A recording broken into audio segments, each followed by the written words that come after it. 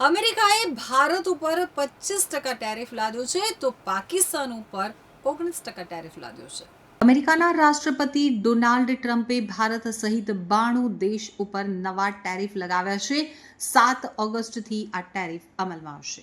તો આમાં ભારત ઉપર 25% અને પાકિસ્તાન ઉપર 19% ટેરિફ લાદવામાં આવ્યો છે. દક્ષિણ એશિયામાં સૌથી ઓછો ટેરિફ પાકિસ્તાન ઉપર લાદવામાં આવ્યો છે. તો અમેરિકાએ અગાઉ પાકિસ્તાન ઉપર 29% ટેરિફ લગાવ્યું હતું. બીજી તરફ વિશ્વમાં સૌથી વધુ 41% ટેરિફ સિરિયા ઉપર લાદવામાં આવ્યું છે. આ યાદીમાં ચીનનું નામ શામેલ નથી.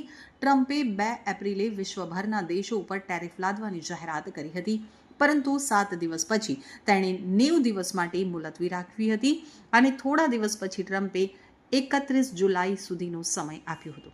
આ પછી ટ્રમ્પ સરકારે 90 દિવસમાં 90 સોદા કરવાનો ટાર્ગેટ રાખ્યો હતો. જો કે અમેરિકા અત્યાર સુધીમાં ફક્ત 7 દેશ સાથે જ કરાર કરી શક્યું છે. સિરિયા, લાઓસ અને મ્યાનમાર જેવા ગરીબ દેશો ઉપર સૌથી વધુ ટેરિફ લાદવામાં આવ્યો છે.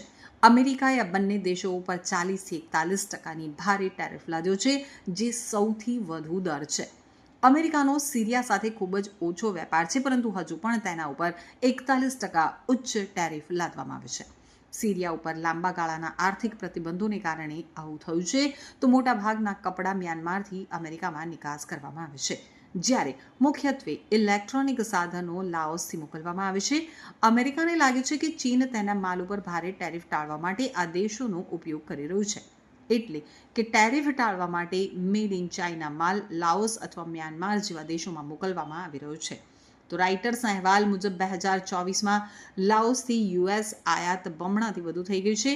આનું સૌથી મોટું કારણ એ છે કે ચીની કંપનીઓએ તેની સોલર પેનલ ફેક્ટરીઓ લાઓસમાં ખસેડી છે, જેથી તેઓ ચીન ઉપર લાદવામાં આવેલા ભારે અમેરિકન ટેરિફથી બચી શકે.